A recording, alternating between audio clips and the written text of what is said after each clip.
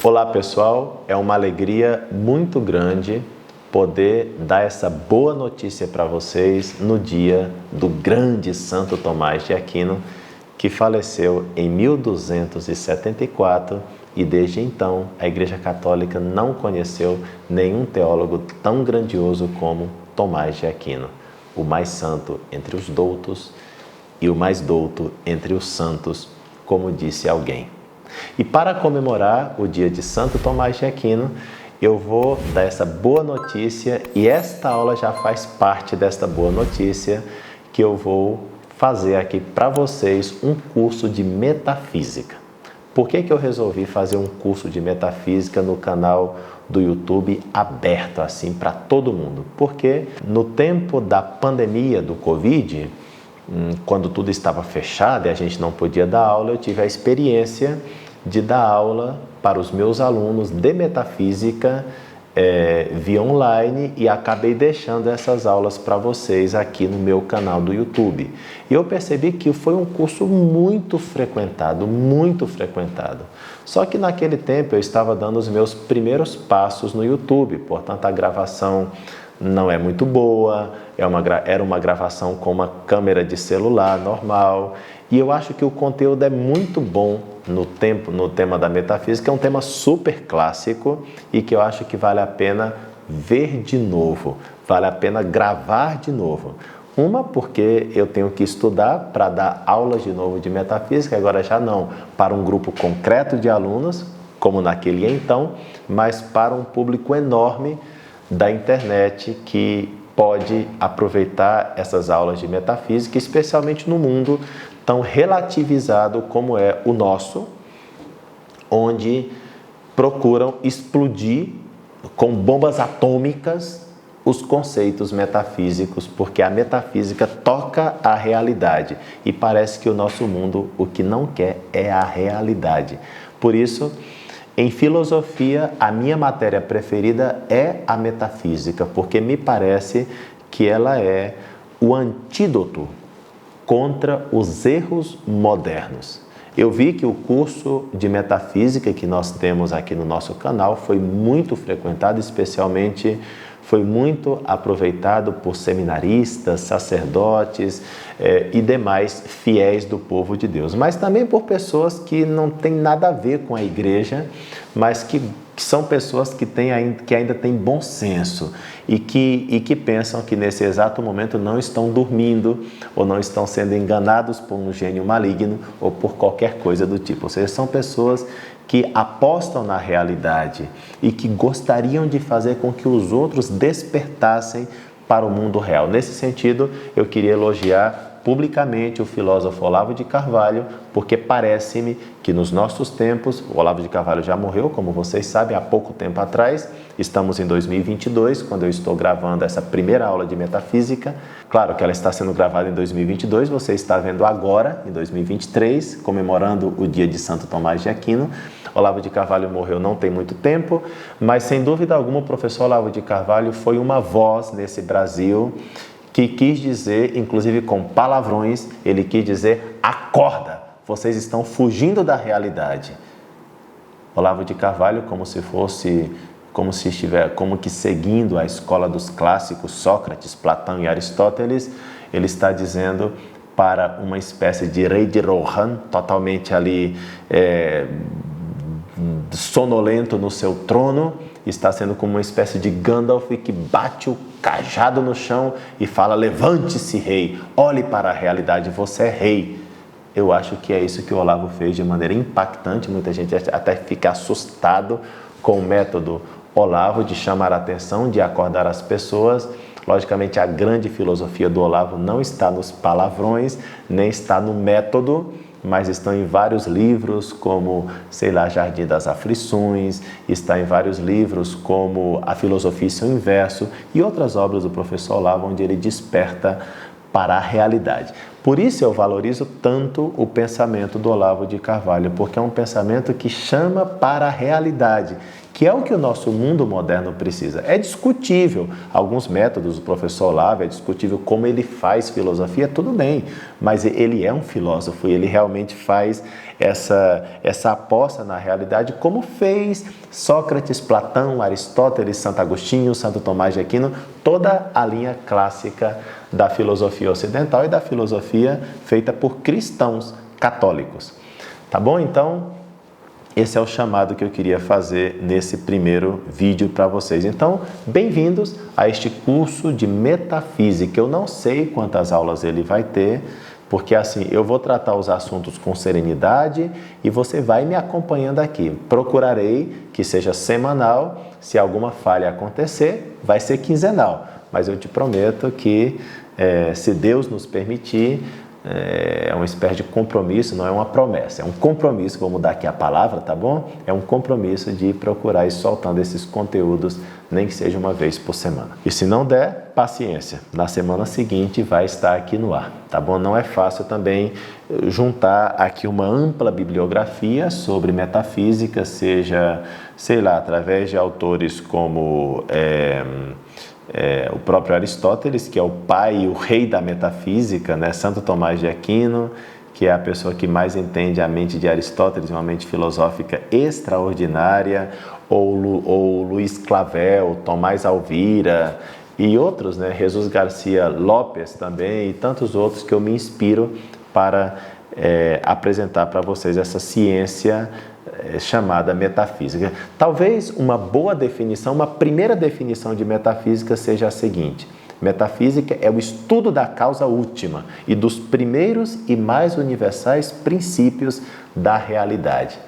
As coisas são, as coisas existem, aqui tem um computador, aqui tem um terço, aqui tem uma Bíblia. As coisas existem, aqui estou eu, aí está a tela do seu computador, da sua televisão, do seu celular, as coisas existem. Agora, o que está por detrás de tudo que existe?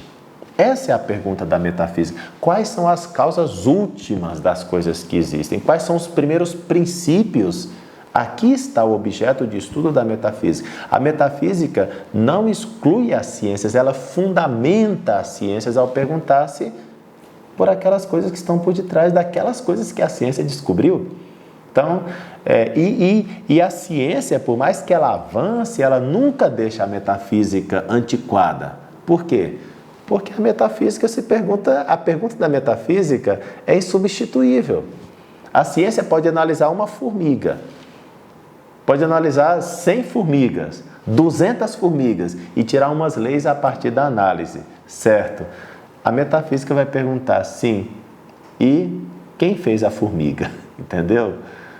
E vai continuar suas perguntas até chegar a uma causa última. Muito bem. Por isso o pessoal tem muito medo da metafísica, porque a metafísica ela acaba sendo um pensamento que vai te conduzir a uma causa última não causada, que todos chamam Deus. Essa é uma questão importante, né? Em filosofia, saber metafísica é também fugir não somente do relativismo, onde as coisas não são ou são de maneira fluida, a metafísica combate isso, mas a metafísica também fala que existe uma causa última incausada que todos chamam Deus. A metafísica, então, é um exorcismo do ateísmo, desde o ponto de vista da simples razão, sem citar a Bíblia, né? Mas a metafísica ela exorciza o ateísmo, porque não é possível, sabe, você aceitar que existe algo, perguntar pelo porquê deste algo e com o passar do tempo, nem que seja dos anos, das décadas, você não chegar aos primeiros princípios. Se você é um bom filósofo, você vai chegar à existência de Deus, especialmente se você se preocupa com essa filosofia primeira chamada metafísica. A metafísica, então, se ocupa com 3 grandes problemas. O ser, ou seja, existe algo, a causalidade, o que fez isso que existe, e a finalidade, para que serve isso que existe. Vejam só, perguntas importantíssimas: ser, causalidade, finalidade, tá bom? Para estudar a causa e a finalidade, eu tenho que pressupor que algo existe. Eu não posso ser um doido, eu tenho que ser uma pessoa de bom senso. A negação do ser e do entendimento do ser apresenta-se como a negação da mesma metafísica. E, com o passar das aulas, vocês vão perceber que é precisamente isso que muitos autores da filosofia moderna contemporânea vão fazer. Ou vão negar o ser, ou vão negar o conhecimento do ser. E exatamente ao negar o ser na sua realidade, ao negar que algo existe na sua realidade, ou ao negar que eu não posso conhecer isso que talvez exista, eles estão combatendo a metafísica, estão combatendo a filosofia primeira, que é fundamento. E sem o fundamento não dá para construir uma casa. E por isso essas filosofias estão necessariamente fadadas à autodestruição.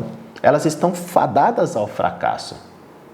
Bom, entre os vários filósofos modernos que mais me impactam na sua negação da metafísica está Guilherme de Ockham. O pessoal costuma dizer que a filosofia moderna começa com René Descartes. Eu discordo. A filosofia moderna começa com Guilherme de Ockham e com Marcílio de Pádua. Guilherme de Ockham, o mais importante desde o ponto de vista da filosofia, ele nasceu em 1290 e morreu em 1349. Vocês sabem que René Descartes vem um pouco depois, portanto, Ockham ele é anterior a René Descartes, é um franciscano que seguiu em parte o pensamento de São Boaventura e do Beato dos Escotos, teve como mestre o Guilherme de Ware, que é um dos argumentadores a favor da Imaculada Conceição. Toda essa escola que vem desde São Boaventura, passando dos Escotos, Guilherme de Ware e que chega até Guilherme de Ockham, né? Boaventura, Escotos, Ware, Ockham. Essa é a linha argumentativa. Pois bem, essa maneira de pensar, ela faz com que a vontade seja a faculdade humana mais importante, mais do que a inteligência, tá bom? Para Aristóteles e Santo Tomás de Aquino, o intelecto é mais importante que a vontade, porque você não pode querer alguma coisa que você não conhece. Então, o intelecto conhece e a vontade ama. Mas como é que você vai amar com a vontade uma coisa que você não conhece com a inteligência? Logo, o intelecto precede a vontade. Pois bem, para Guilherme de Ockham é ao contrário.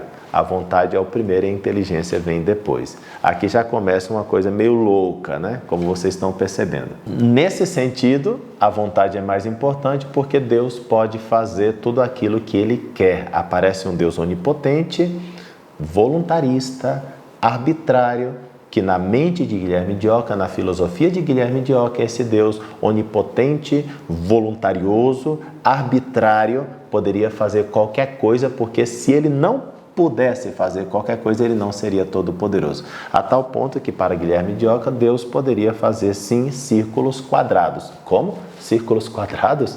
Sim, círculos quadrados. Porque se ele não conseguisse fazer círculos quadrados, então ele não seria onipotente. Eu nunca vi um círculo quadrado, porque um círculo quadrado é uma coisa muito idiota, vai contra a essência. Deus não faz coisas idiotas, Deus só faz coisas inteligentes. Precisa entender isso aqui, hein? Para Guilherme de Ockham, Deus poderia fazer com que matar seja pecado hoje e amanhã já não seja, é só Ele determinar. Mas isso é não ser muito inteligente, porque se você é muito inteligente, como é que você não sabe o que é pecado? De uma vez para sempre. Como é que a tua moral muda a cada 5 segundos? Isso torna a visão de Deus totalmente inestável. Com esse Deus, eu não posso conversar, não posso dialogar, não posso receber as suas graças, porque aquilo que é graça hoje pode ser desgraça amanhã. Como é que eu vou confiar nesse Deus? Não dá para confiar no Deus de Guilherme de Ockham. Por quê? Porque ele não tem firmeza de inteligência, ele não conhece, parece que ele não conhece o ser. Que de fato para Guilherme de Ockham não tem muita importância esse negócio do ser, da essência, porque no fundo a gente não consegue chegar às essências das coisas. Nós vamos entender depois o que é uma essência, tá? Vamos ficar, seriam como que os conceitos comuns que nós sabemos. Por exemplo, qual é a essência do homem? A essência do homem é ser um animal racional. Isso se aplica a todos os homens. Entenderam? Então, a essência é aquilo que é comum a um determinado número de coisas que existem. Tá? Então, para Guilherme de Ockham, nós não podemos chegar a essas noções comuns. Cada ser é como se fosse uma coisa enclausurada numa bolha que significa tudo por si mesmo. Claro, aqui começa o individualismo. Um ser que não tem muita conexão com os outros. Ockham era profundamente crítico às posturas de Santo Tomás de Aquino. Bom, então, para Guilherme de Ockham, mesmo que Deus possa fazer tudo, isso ele chama poder fazer com potência absoluta, de fato Deus só faz coisas com potência ordenada, ou seja, aquilo que é mais conveniente para as criaturas. Bom, isso daqui é uma maneira de dizer que nunca vi um círculo quadrado, como eu nunca vi um cavalo de asas, nem nunca vi um pecado que é uma graça, né? Então, como isso não existe de fato, o cara tem que inventar essas distinções, né? De potência absoluta, Deus pode fazer tudo, mas de potência ordenada, ele só fez aquilo que de fato ele fez. Por favor, né? Que distinção é essa? Né? Acorda para a realidade, Guilherme de Ockham. Veja o que existe, aceita o mundo, aceita a realidade, acorda. E se eu fosse o professor Olavo de Carvalho, agora eu falaria um palavrão. Né? Acorda para a realidade. O que existe? O que você está vendo? A partir do que você está vendo, você pode até intuir aquilo que você não vê.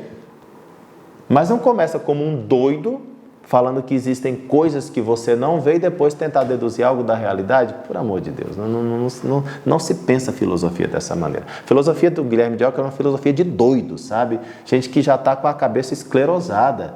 Isso não se pode, né? E, claro, se eu fosse o professor lá, eu falaria outro palavrão nesse momento, tá bom? Então, Ockham é uma pessoa que desconfia da capacidade da razão humana, desconfia da realidade. E por isso ele não pode provar que Deus existe, ele não pode provar que a alma seja imortal. Ele fica no seu mundo. Olha que o cara era franciscano, era um religioso, mas simplesmente um religioso doido. A fé aparece como uma coisa totalmente cega, irracional. E esse tipo de fé eu não quero. Na visão occamista de Guilherme de Ockham, o ser não importa. Pois aquilo que ele é, o ser na sua essência, não pode ser captado para Guilherme de Ockham. Na verdade, a essência não existe, porque nós não conseguimos captar as essências comuns e os nomes que nós damos às coisas são isso, puros nomes. E daí vem a palavra nominalismo, né? O ser pode ser mudado a qualquer momento. A causalidade não se justifica para Guilherme de Ockham, pois a causalidade é uma coisa falha, já que é apoiada em uma vontade divina que é poderosa e arbitrária. Deus pode fazer ou não fazer o que fez. É um absurdo, eu sei, mas é assim que o homem pensava. Claro, estou exagerando um pouquinho para que você entenda. Logicamente, o cara é mais elaborado, ele não é tosco, como eu estou aqui expressando de maneira tosca para que todos nós possamos entender. Quando o professor explica, ele explica de maneira pedagógica, né, para que o aluno entre na lógica do pensamento. Destronado o ser e desconectado da causalidade, nada se pode ver de finalidade, já que a finalidade nada mais é do que uma espécie de causa, ou seja, a causa final, né? As causas são 4, segundo Aristóteles: a causa material, a causa formal, a causa eficiente, a causa final. Nós vamos estudar isso no futuro, não se preocupem. Vocês têm que acompanhar o raciocínio desta maneira, tá? Pouco a pouco. Bom, pessoal, como diria Aristóteles no livro da Metafísica, melhor, no primeiro livro, logo ali no primeiro capítulo, ele vai dizer o seguinte: a ciência contém muitos enunciados. Uns são axiomas, ou seja, são coisas que não se demonstram porque não precisam ser demonstradas. Por exemplo, o todo é maior que a parte. Eu preciso demonstrar essa proposição? Não. Porque é evidente na tua mente, na minha mente, que o todo é maior que a parte. Isso é um axioma. Princípios indemonstráveis, porque não precisam. São princípios evidentes por si mesmos. Tá bom? Isso são axiomas. E depois estão os teoremas. Teoremas precisam ser demonstrados. Uma frase que é um teorema aqui. Vamos ver. O calor é a causa da dilatação dos corpos. Isso não é tão evidente. Isso eu preciso demonstrar. Eu preciso colocar alguma coisa no fogo e fazer a experiência. Esse é um teorema. Os teoremas são, portanto, noções particulares, porque eu preciso demonstrar que o calor dilata os corpos. Mas os axiomas são noções comuns, porque em todos os seres que existem, o todo sempre será maior que a parte. Tá bom?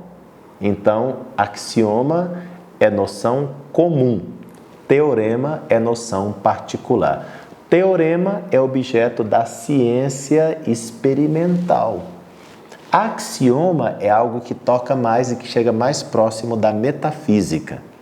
A metafísica se ocupa desses conceitos do todo, da parte, da causa, do efeito, da verdade, da falsidade. Ou seja, são noções comuns a todas aquelas que as ciências depois vão estudar. No fundo, o que verifica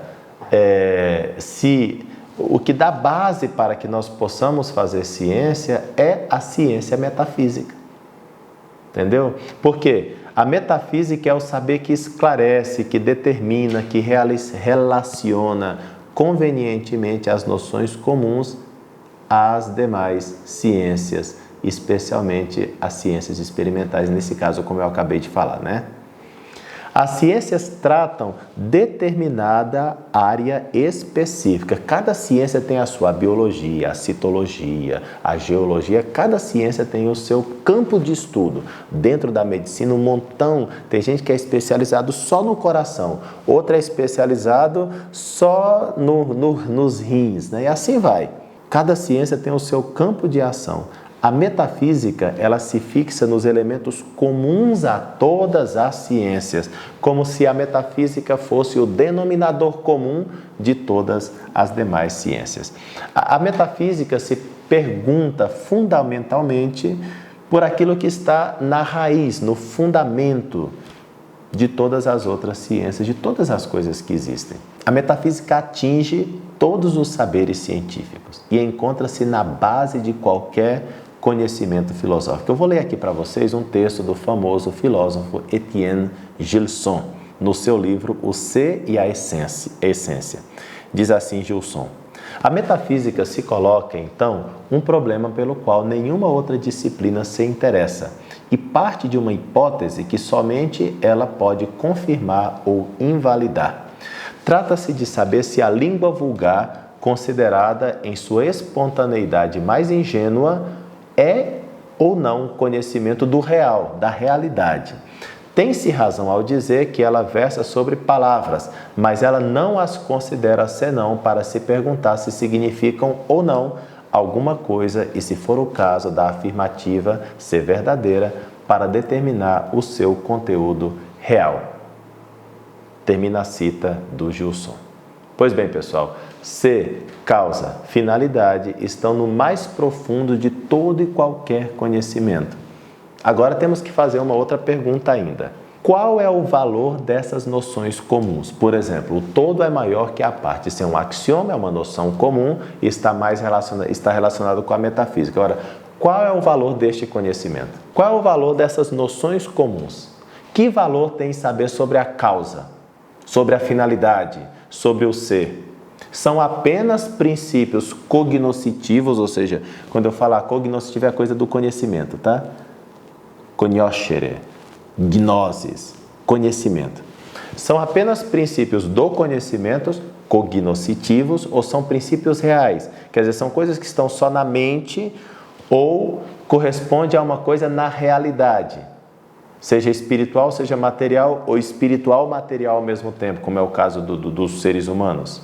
Os seres humanos são espirituais e materiais ao mesmo tempo, tá? Porque a alma é espiritual e o corpo é material. Os anjos são puramente espirituais e a mesa e o computador é puramente material. Se as coisas não existissem, como poderíamos ter elaborado o princípio cognoscitivo sobre a coisa que existe? Então, como podemos perceber, a metafísica tem o fundamento na realidade. Não se trata apenas de princípios cognoscitivos, mas são princípios reais. Se as coisas não existissem, nós não poderíamos elaborar os conceitos cognoscitivos sobre elas. As coisas existem, elas são reais. Por isso nós podemos elaborar seus princípios gnoseológicos, perguntar-nos pelo fundamento ontológico real último de tudo. Essa maneira de falar, nós estamos então estabelecendo os campos da metafísica, ou seja, a metafísica se ocupa, já a metafísica em si mesma considerada, de três campos. Ou seja, o ser enquanto existente, a ciência do ser é a ontologia. Ontos, do grego, ser, logia, estudo do ser, né? Mas essa coisa, quando é abstraída pela minha mente e eu formulo os princípios gnoseológicos daquilo que existe na realidade, eu estou passando para o segundo campo da metafísica, que é a gnoseologia, ou seja, a ciência do conhecimento do ser.